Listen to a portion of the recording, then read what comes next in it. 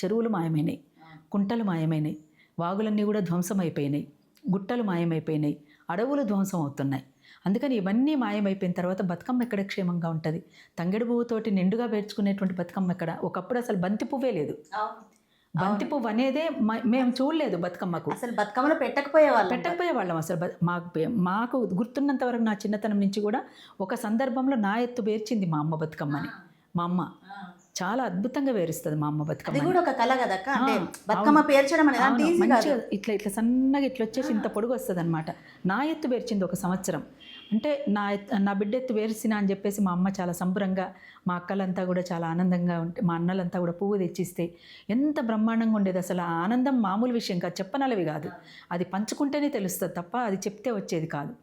చూడాలి, అది కళ్ళ నిండుగా చూడాలంటే ఇంత ఎత్తున తంగెడు పువ్వు పేర్చేది.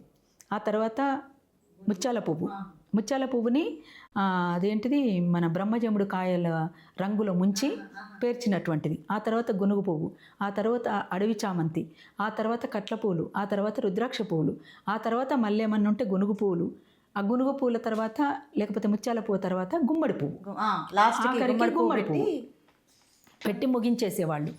వాస్తవానికి మనది మాతృస్వామిక ఆనవాళ్ళు కలిగినటువంటి ప్రాంతం, మనది మెట్ట ప్రాంతమైనటువంటి దాంట్లో అన్ని బహుళ పంటలు పండినటువంటి ప్రాంతం మనది. కానీ ఏక పంటలు ఎప్పుడైతే వచ్చినాయో మొత్తం జీవన విధానమే మారిపోయింది. మనుషుల మధ్యన బంధాలు దిగిపోయినాయి, వలసలు ఎక్కువైపోయినాయి, బ్రతుకులన్నీ కూడా ఛిద్రమైపోయినాయి.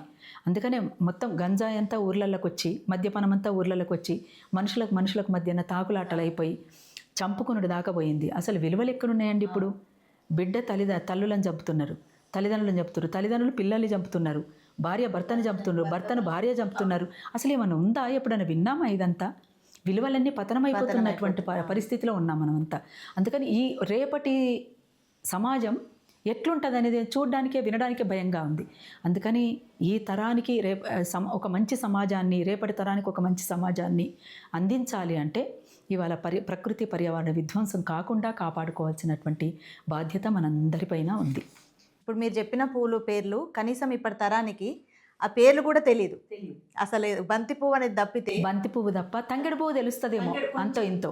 కానీ ముత్యాల పువ్వు తెలియదు, అడవి చామంతి తెలియదు, గునుగు పువ్వు తెలియదు, కట్ల పువ్వులు తెలియదు, రుద్రాక్ష పువ్వులు తెలియదు, గుమ్మడి పువ్వులు తెలియదు. ఇంకేం తెలుస్తుంది? ఉంటే ఒక బంతి పువ్వు తప్ప ఏం తెలుస్తలేదు.